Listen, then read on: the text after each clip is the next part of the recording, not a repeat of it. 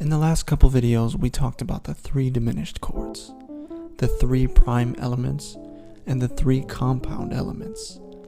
But those terms and way of looking at things is pitch specific.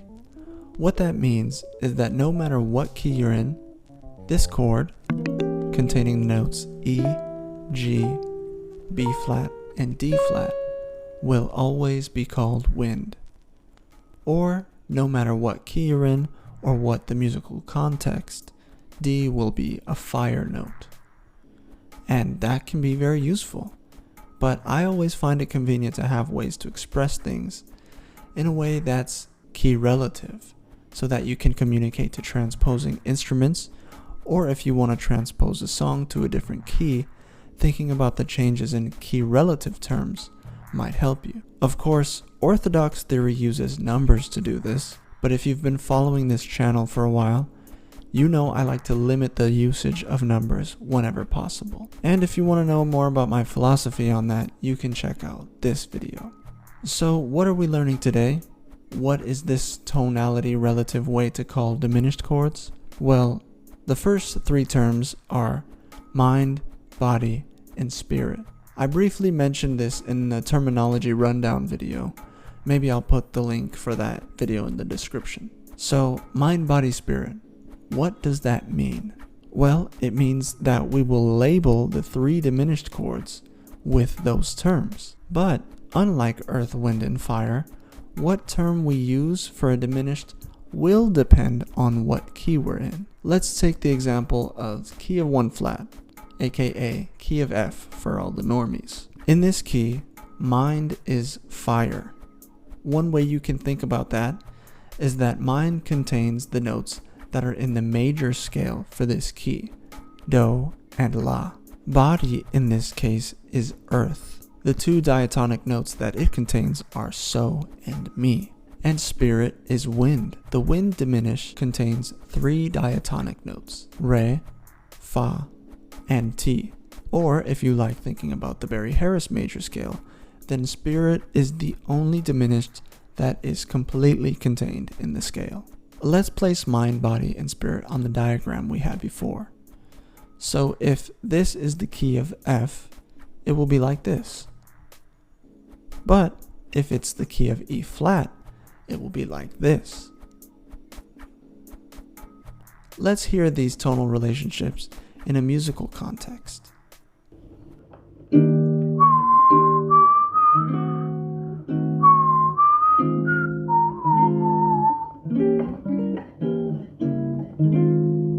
Or, alternatively,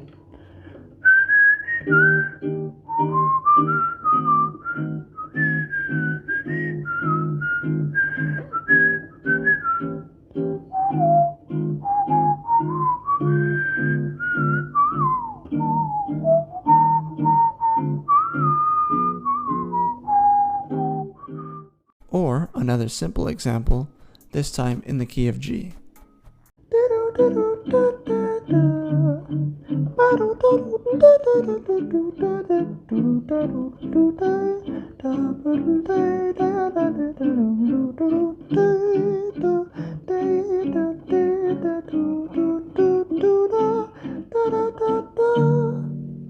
Let's do one more, and this time we'll do a quiz. So as I play through the song, each time we spot one of those prime elements, let's think of whether they are mind, body, or spirit in the key of the song, which is going to be C, the clear key.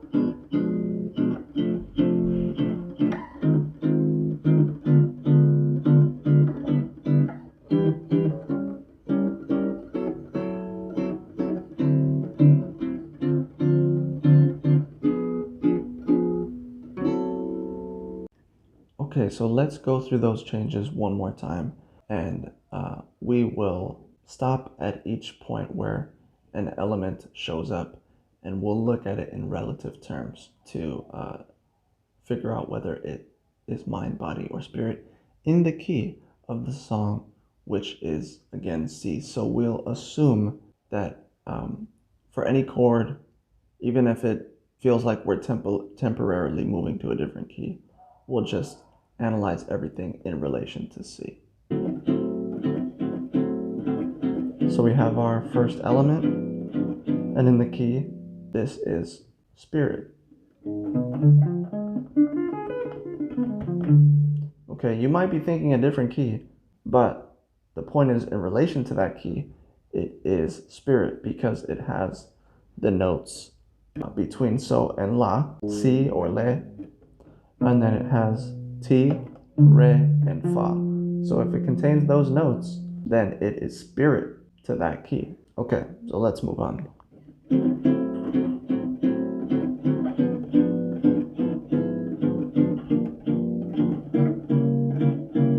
So what is that?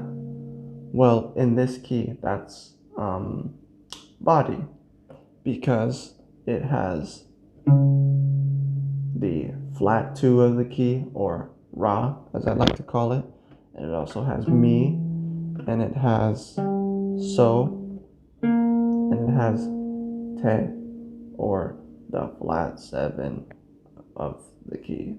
So, because it contains those notes, it is body. Let's move on.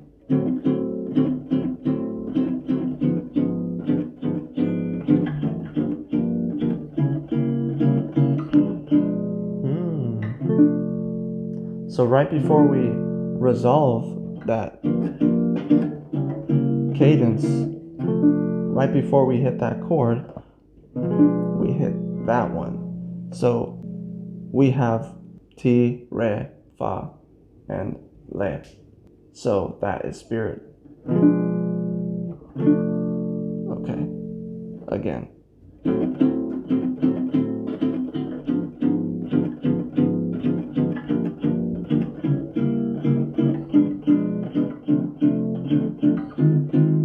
Fire, body,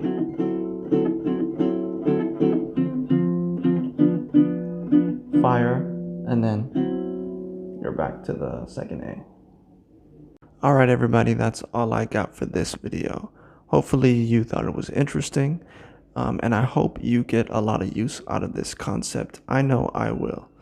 So don't forget to like, subscribe, share the video, and comment any thoughts you have or any ideas for weird ways that you think about diminished stuff. I'm always interested to hear creative or unique ways that people think about concepts. So yeah, that's all I got for now. I'll see you in the next one.